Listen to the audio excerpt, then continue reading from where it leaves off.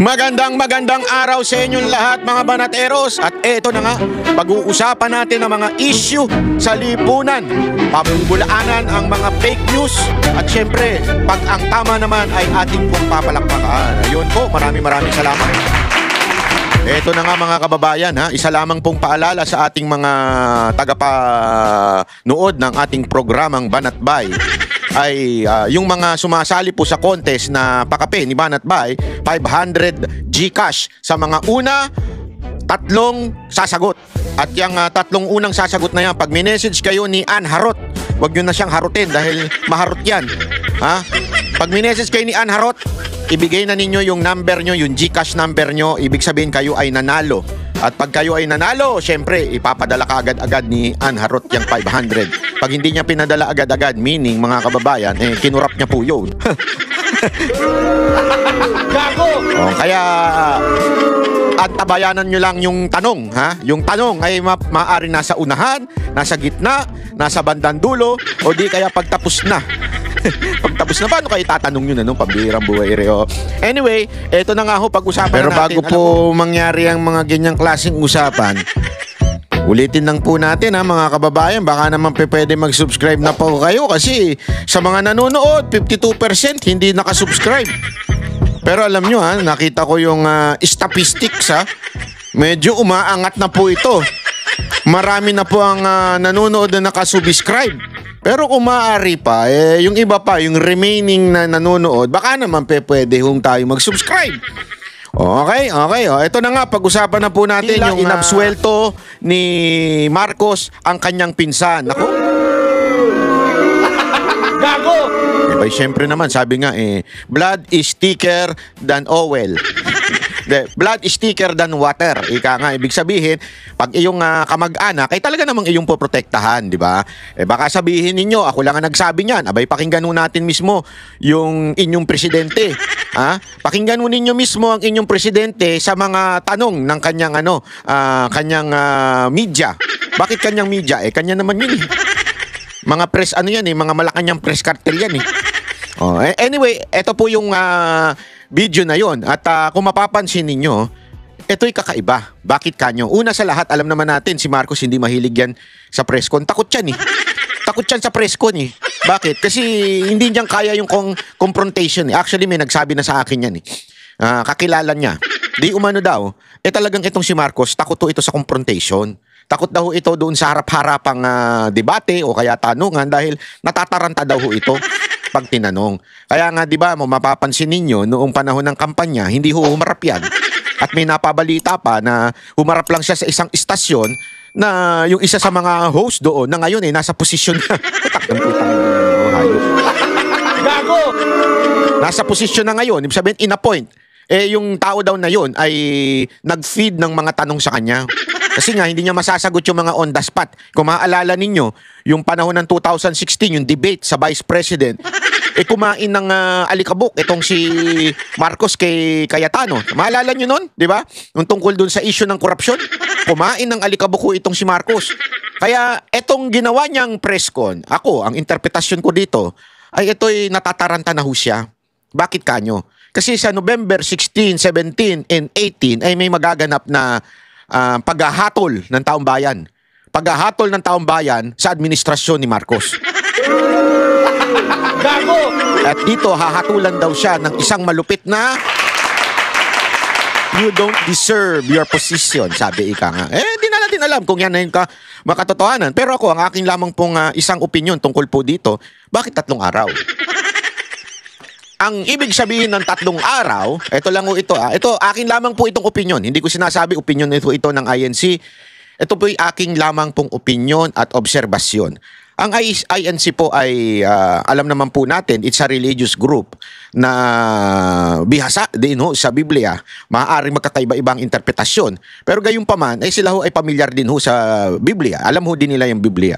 At ang 3 araw ay nagsisimbolo ng kamatayan at pagkabuhay ni Kristo. Anong ibig sabihin niya, mga kababayan? Sa 3 araw, doon kung saan, di ba, namatay ang ating Panginoong Hesus, at nung sa pangatlong araw ay nabuhay ito. Tama, mali? So, ibig sabihin, may bagong buhay. Yun.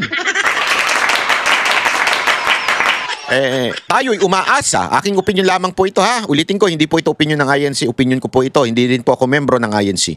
Ito'y opinion ko lamang na itong pangatlong araw ay maaari po itong bagong muka ng Pilipinas. Ililibing na ang luma at kailangan na pong ilabas ang bago. Isilang ang bago. Yun po ang simbolo ng tatlo. 'Di ba? Tatlong araw. Hindi ko alam kung sinadyabuhan nila yan o talagang yan tatlong araw na yan ay ang pagbabago. Kasi tandaan natin that humanity sin against the creator of this world. And for that to be reconciled, Jesus has to die for our sins. At dahil po doon, nagkaroon po tayo ng pag-asa, buhay na walang hanggan ng sino mang maniwala sa Kanya.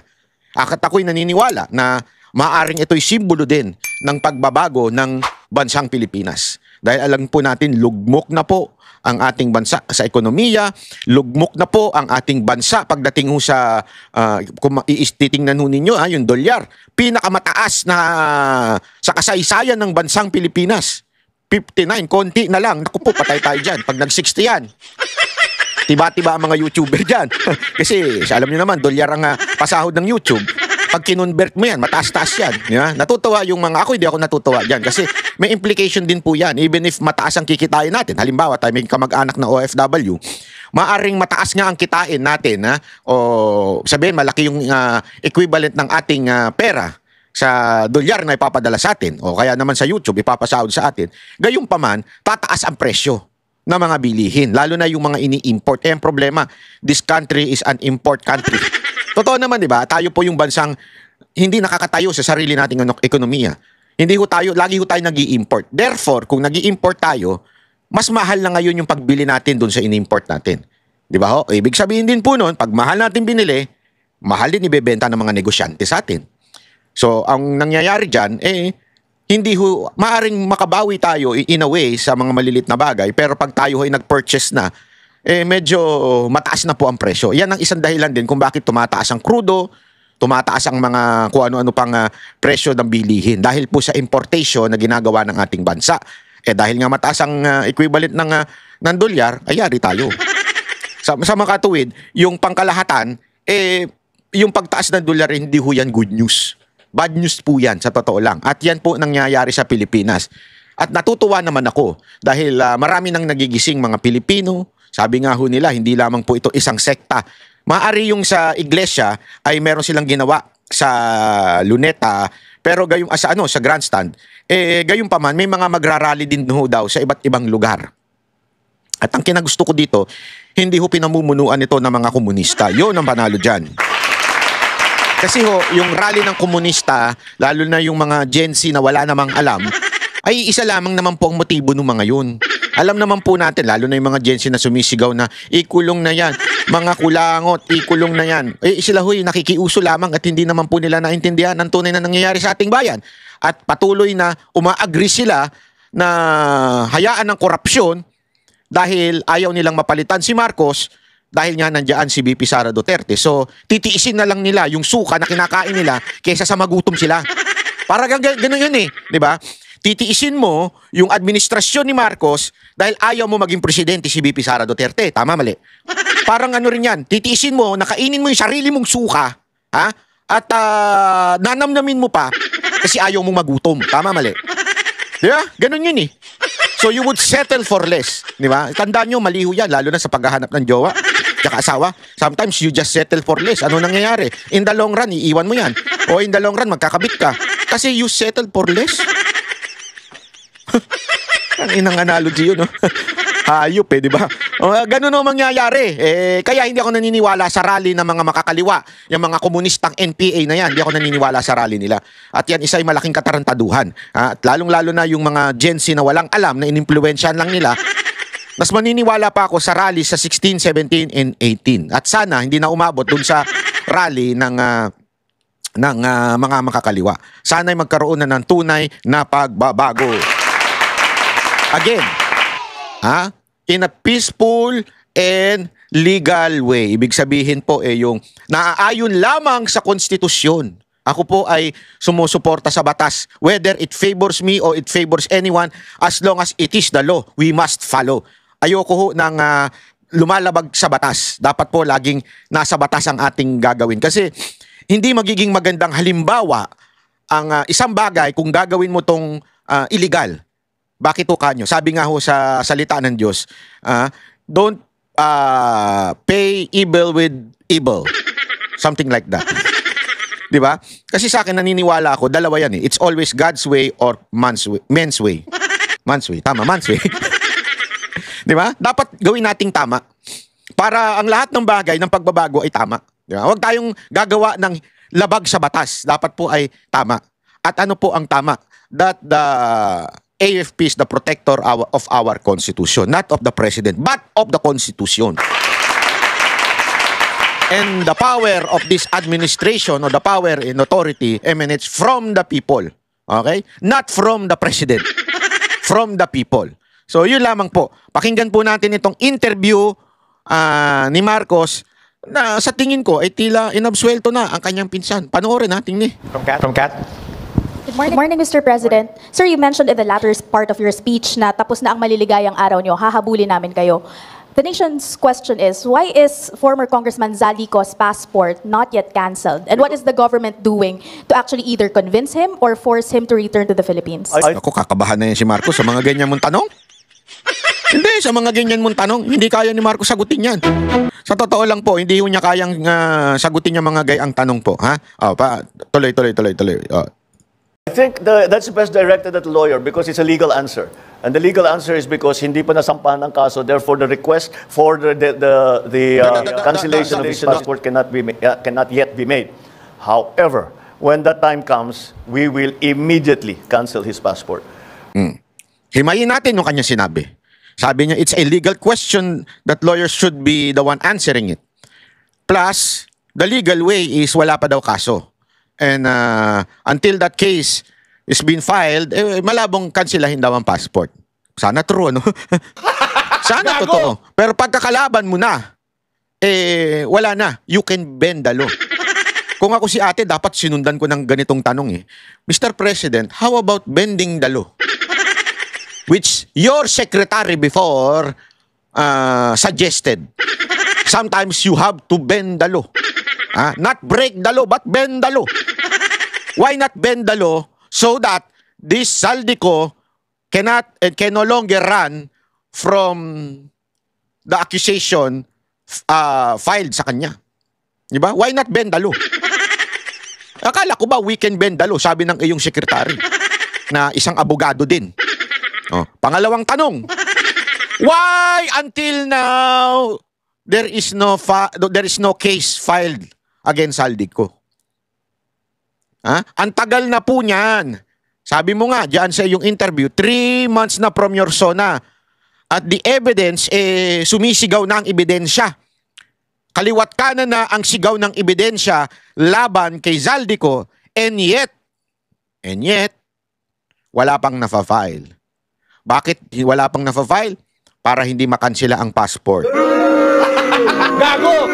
Pag hindi makansela ang passport, may chance pa pong kumuha ng ibang passport si Zaldico. Gago! Hindi kasi pag na-cancel na yung passport niyan, pwede na siyang i-deport ng bansa na yun. Di ba? Kasi wala na siyang passport. Inaantay po ba ng administrasyon na ito na magkaroon siya ng passport? Kasi may mga ganyang bansa eh. Hindi i-research ninyo may mga bansang parang nabibili. In a way, hindi siya binibili talagang babayaran mo, pero parang nabibili kasi pag nag-purchase ka ng bahay o nag-invest ka doon sa lugar na yon, magkakaroon ka ng passport. Pwede yun eh. Sa sobrang yaman. Sa tindi ng salin yan. Sa tindi ng kayamanan ni Zaldico, kahit buong bansa kaya niyang bilhin. Di ba? And yet, bakit ang issue dito ay ang tagal? You know why, ladies and gentlemen? Mga banateros? Kasi nga, yung time, iyon ang pinaka-essence nung pagkuha ng passport. Ibig sabihin, pagka meron ka ng oras, kakampi mo ngayon ng panahon. Maaari ka nang kumuha ng passport. Kasi yan na lang yung kalaban mo yung oras Kasi nag-apply ka, hindi naman agad-agad. You have the money, you have the resources, you can do anything, but yung time, hindi mo yan pwedeng paikliin sa ibang bansa. Ibig sabihin, kunwari, ang proseso ng pagkuha ng passport, abutin ng 3 months o 6 months, di ba? Sa ibang bansa, hindi mo pwedeng lagyan yun at sabihin mo, oy, dalian nyo yan, bilisan nyo, hindi. May proseso sila doon. I do not know. Ewan ko sa tingin ninyo, mga kababayan, mga banatero, sa tingin nyo ba, yan ang dahilan kung bakit dinidelay ang pag-file ng case against Zaldico? Di ba ho? Hindi. Come to think of it. Chef, may ganun come to think of it. I'm not a lawyer, so I'm not the best person to explain it. Ganda siguro, bumaba ka na rin. Hindi ka pala abogado, wala ka palang alam Mantakin mo, no? Sagwa talaga Ako sabi ko nga sa inyo dapat talagang presidente, abogado ako dalawa lang ang sa tingin ko, maaring 1 abogado or 2 naging chief executive ng LGU, ibig sabihin mayor, di ba? Although ito, naging governor ito, wala nga lang ginawa. Pero parang hindi niya alam. But that's the procedure. You have to give grounds for the cancellation of the passport, and those grounds will be based on the cases that will be filed against him. Sir, just a Pero maliho yun. Maliho yan. At yan po ay pinaliwanag ni Marcoleta. Napanood ko sa isang programa nila doon sa Saganang Mamamayan. Napanood ko po na isa sa mga basihan ng cancellation ng passport ay national security.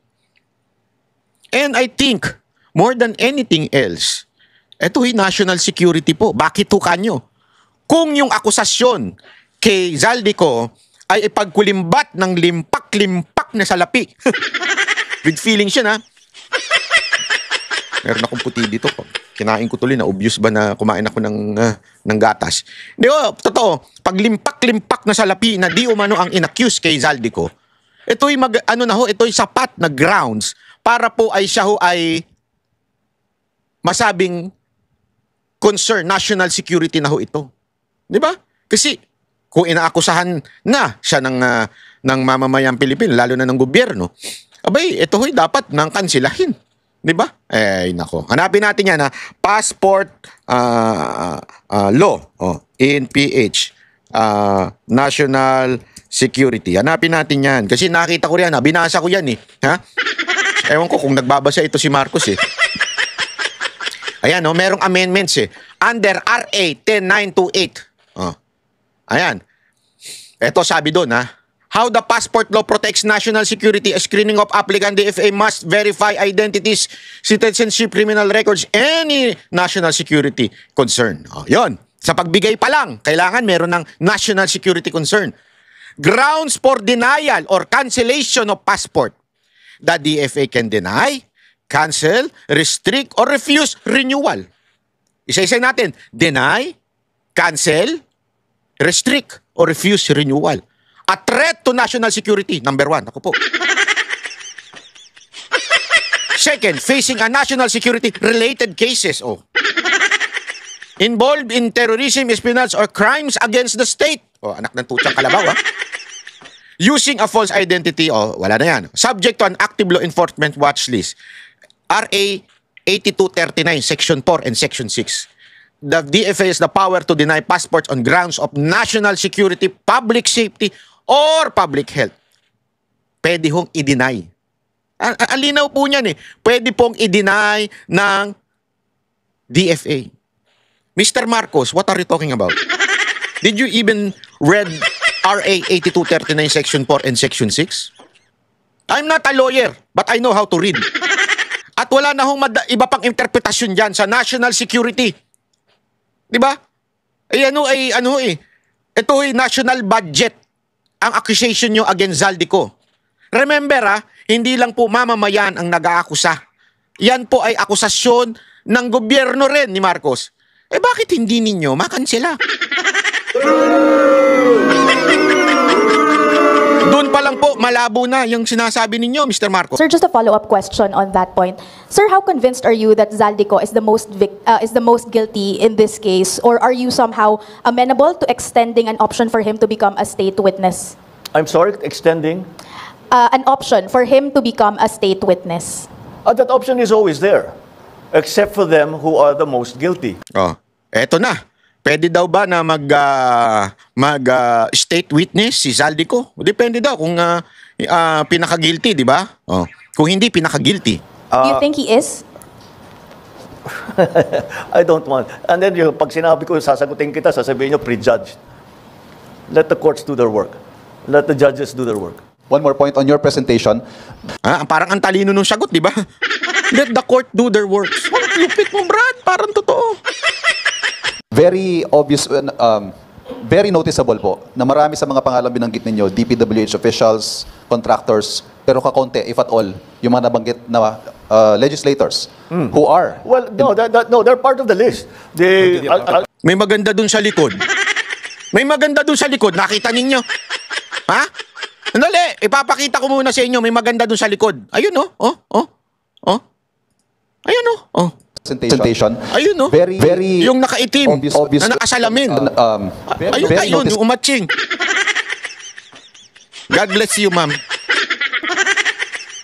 Di ba, may maganda sa likod, oh. Walang iba kung hindi si Ma'am Hana ng SMNI. Yung ang aming bossing. Sana, Ma'am Hana, kayong nagtanong. Baka duguin ng ilong niyang Marcos na yan pag kayo nagtanong. Malupit yan si Ma'am Hana. Ang lupit ng ng mga tanungan yan. Pag tinatanong yan, Jay, asan ka na? Late ka na. Ang sagot ni Jay, Ma'am, traffic. Bakit? Ngayon ka lang ba nakatira sa Pilipinas? Ngayon mo lang nalamang traffic? Joke lang, Ma'am Hana. Ako lang po yung nagtanong ng gano'n. Yan po ang aming bossing. Na marami sa mga pangalan binanggit ninyo, DPWH officials, contractors, pero kakonte, if at all, yung mga nabanggit na legislators who are. Well, no, they're part of the list. We'll give you the complete list. I just didn't go through them because there are like 37 of them. So you'll get, as I said, you'll get a briefer, which will give you more detail on all of the things that I've said today. Is the former speaker included in the list? Diretsuhan na. Naku po, kinabahan ho yung mama. Kinabahan ho si Marcos, nangingitig daw yung... Muntikan ko na sabihin, buti na lang hindi ko nasabi. Buti na lang hindi ko nasabi, kung hindi, yari tayo doon. Talay. Sir? I don't think so because no. The only evidence that has been made against him is in the. Nataranta na siya, hindi niya alam kung paano lulusutan. I don't think so daw na si Romualdez. Gago! The only evidence daw ay yung sa Senate lang. Naku po, pabirang buhay rin. Hindi nga siya makasagot ng diretso. In the Senate. So I don't know. No, with the speaker, no. Not as yet. Not as yet. If something else comes out, then he might have to be answerable for something. So, again, we don't file cases for optics. We file cases to put people in jail. Parang totoo, no? Parang totoo. Or to make people answer. I know that there are many suggestions of who else we should file cases against. Well, we're fine with that. Provide us the evidence and we will file cases against them. Kaya sinabi ko, napakahalaga yung sumbong sa Pangulo. Dahil marami kaming nakukuhang impormasyon dyan. So, pagpatuloy ninyo yung inyong pagsumbong. At bigyan nyo kami ng lahat ng ebidensya na meron kayo para magamit natin. Alam mo, bakit matapang na sinasabi ni Marcos ito? Alam niyo kung bakit? Kasi ang korupsyon, mahirap patunayan yan. Sa totoo lang. Kasi di mo naman binibigyan ng resibo pag nakatanggap. Pag dineliver ba yung maleta sa bahay, di umano ni Romualdez according to one of the person na nagsabi nun, yan po ba ay may resibo? Wala. Plus, may balita tayo na magre-recant daw sana naman, hindi Sana naman hindi mag-recant si Gutesa at dalawin ng kanyang konsensya kung siya man po ay may plano mag-recant. Kasi si Senator Amy nagsabi nito, and I hope it's not. Sana hindi totoo. Pag nag-recant po, ay parang kasing planado na dito eh. Dito sa bitawan ni Marcos, parang planado na wala namang ebidensya yung sa Senado lang. Eh di, ang script niyan, kung sakasakaling nag-recant si Gutesa, ang sasabihin niyan, tingnan nyo na, wala namang kinaugnayan si Romualdez kasi nag-recant nga. Tama, mali. Di ba? Ano sa tingin ninyo? Yun ang ano niyan eh. Sa tingin ko, yun ang tutumbukin niyang yung sinasabi niyang yan. Para kasuhan kahit sino. Wala naman, walang immune dito walang exempted dito sa mga investigasyon na ito. No, so yun, mga kababayan, diyan po mga kababayan, napaka-obvious na mukhang inabsuelto na ni Marcos ito hong si kanyang pinsan, 'di ba? Hindi man lamang po sana man lang yung neutral lang na if there is, parang ganun ba, yung mga ganung klaseng bitawan. If there is an evidence, then we will file a case against Romualdez. Sana may ganun man lang. Parang takot na takot pa ka. 'Di ba? Para bagang takot na takot pa itong mamang to. Kaya nga ang tanong natin dito sino ba talaga ang presidente ng Pilipinas? Sino ba talaga namumuno sa Pilipinas? Si Romualdez po ba o kayo, Mr. Marcos? Kasi tila takot na takot kayo. Diba? Tila takot na takot kayo sa inyong pinsan. Hindi, eto tingnan ninyo yung tanong From else comes out, then he might have to be answerable for something. So again, you know, we don't file cases for optics. We file cases to put people in jail or to make people answer. I know that there are many suggestions of who else we should file cases against. Well, we're fine with that. Provide us the evidence and we will file cases against them. Kaya sinabi ko, napakahalaga yung sumbong sa Pangulo dahil marami kaming nakukuhang impormasyon dyan. So, pagpatuloy ninyo yung inyong pagsumbong. At bigyan nyo kami lahat ng ebidensya na meron kayo para magamit natin, para kasuhan kahit sino. Wala naman, walang immune dito walang exempted dito sa mga investigasyon na ito.